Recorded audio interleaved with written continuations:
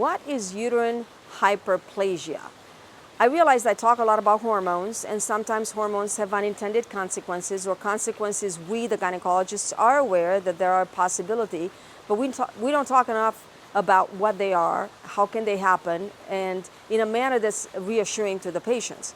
So uterine hyperplasia, it's the lining of the uterus growing in an excess amount, more than we want it to, and that could be a precursor for uterine cancer. Now, it could be a precursor to uterine cancer, and it's benign hyperplasia, to all the way to cancer.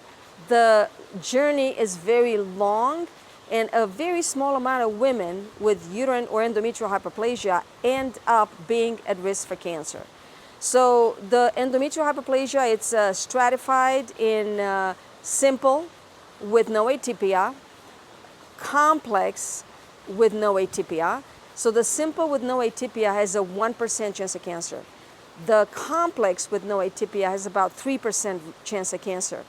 Once atypia starts popping up in the hyperplasia, now we're talking about simple hyperplasia with atypia when the cells have atypical appearance, and that's a 9% to 10% risk of cancer.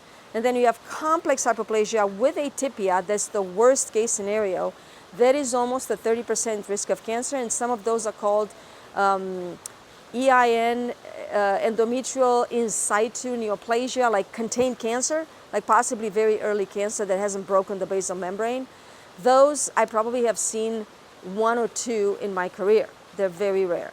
So, and even those doesn't necessarily mean you have cancer, it's just a condition. So long story short, when we do hormone therapy, women are afraid of hyperplasia. Hyperplasia can be treated. It can be treated surgically by doing a DNC, so you just scrape everything off. You're not really eliminating the reason why the hyperplasia happened, and it could come back again. So you want to make sure that the endometrium is balanced and the proliferation force that's driven by estrogen is balanced by the right amount of progesterone. So you have estrogen and progesterone together, then it's less likely you are going to have a problem with hyperplasia. Now, let's say you had hyperplasia, and can you do hormone replacement therapy? The answer is yes. You can do it safely with the supervision of a physician. There's no need to panic. There's no need to believe you're going to get uterine cancer. It is totally safe as long as you monitor it. Your ultrasounds are looking at the lining of your uterus, how thick it is, and your doctor knows exactly what they're doing and how to supervise your hormone therapy.